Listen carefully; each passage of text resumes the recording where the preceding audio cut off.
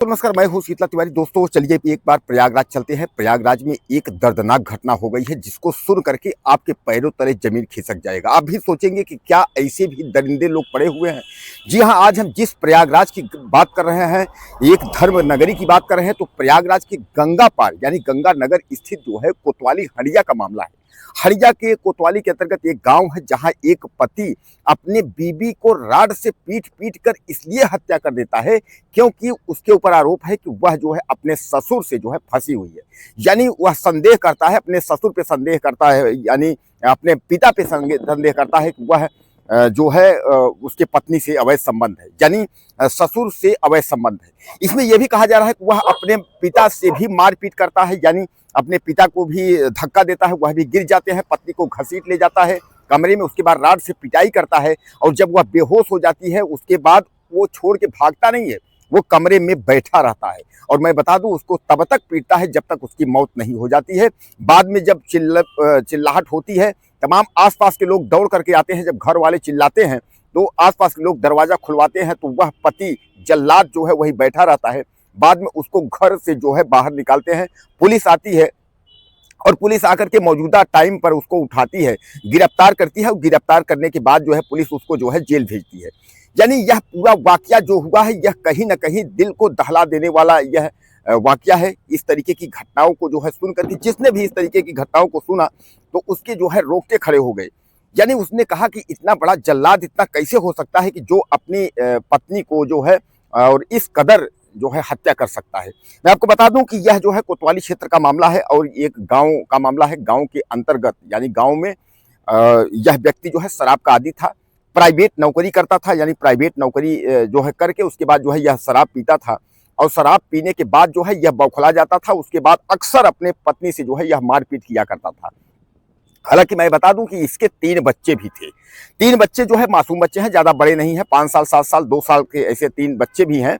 और उस जो है लड़की को, यानी जो इतनी खूबसूरत पत्नी थी और खूबसूरत पत्नी को जो है यह पीट पीट करके जो है उसको मार डाला। अब जो उसके पिता हैं, यानी जो है उसके पत्नी के जो पिता हैं, यानी कहने का तात्पर्य इस लड़के के अगर हम ससुर की बात करें तो वह जो है एफआईआर दर्ज उन्होंने करवाया है। एफआईआर दर्ज में जो है पति जो रोहित है, तो पति रोहित का नाम जो है उन्होंने बताया है। एफआईआर जो दर्ज है, जो मुकदमा पंजीकृत है, लेकिन पिता जो शोभनाथ है उसके नाम जो है, यानी जो औरत का पिता है, एक तरीके से लड़के का जो रोहित है उसका ससुर, उसने जो एफआईआर दर्ज करवाई है उसने जो है ससुर राज बहादुर सेठ के नाम और अरविंद, यानी राज बहादुर और अरविंद 2 लोगों के नाम जो है उसने एफआईआर दर्ज करवाया है। और उसने कहा है कि यह साजिशन जो है हमारी बेटी को जो है ये लोग मार डाले। अब दोस्तों इसमें यह कहा यह जा रहा है कि जो पति है वह आरोप लगाता है कि जो उसकी पत्नी है, यानी रोहित की जो पत्नी है वह अपने ससुर से जो है उसका प्रेम संबंध है, वह अपने ससुर से जो है वह फंसी हुई है और इसलिए जो है प्रेम संबंध का आरोप लगा करके उसके बाद जो है वह शराब के नशे में, अक्सर जैसा मैं आपको बताया कि वह मारपीट करता रहता है, तो शराब के नशे में वह घर पहुंचता है और दोपहर का वक्त होता है, यानी दिन दहाड़े जो है उसको खींच कर घर के अंदर ले जाता है। पहले मारपीट करता है, उसके बाद खींच के अंदर ले जाता है और राड से उसको पीटने लगता है। वह बेहोश होकर के गिर जाती है, लेकिन तब तक यह दरिंदा जो है नहीं छोड़ता है जब तक कि उसकी जान नहीं निकल जाती। और उसके बाद जो है, हालांकि उसको अस्पताल ले जाएगा, लेकिन डॉक्टरों ने उसको जो है मृत घोषित कर दिया। डॉक्टरों ने कहा कि अब यह जिंदा नहीं है। लेकिन कहीं ना कहीं जो है यह घटना रूह को जो है कपा देने वाली है। यानी इस घटना से ये लगने लगा है कि जो दरिंदे हैं वह जो है कभी भी किसी भी वक्त जो है आप पर अटैक कर सकते हैं। यानी पत्नी के चरित्र पर शक करते हुए और पत्नी को अपने जो है मार डाला। दोस्तों ये बात तो है, नो मेडिकल फॉर सस्पिशन, यानी शंका की कोई दवा नहीं है और इसको संज्ञा की बीमारी हुई और संज्ञा की बीमारी के तहत जो है इसने अपनी पत्नी को जो है मार डाला। हालांकि मैं आपको बता दूं प्रयागराज शहर इस वक्त जो है रेप और हत्याओं के मामले में जो है धीरे धीरे करके रिकॉर्ड बनाता चला जा रहा है। ऐसा कोई दिन नहीं है जिस दिन प्रयागराज में हत्याएं ना हो, प्रयागराज में रेप ना हो, यानी ऐसा कोई दिन नहीं है। तो कहने का तात्पर्य यह है कि इस समय जो है तमाम घटनाएं हो रही हैं, लेकिन अगर हम पुलिस की बात करें तो पुलिस जो है उन घटनाओं का जवाब भी दे रही है इनकाउंटर करके।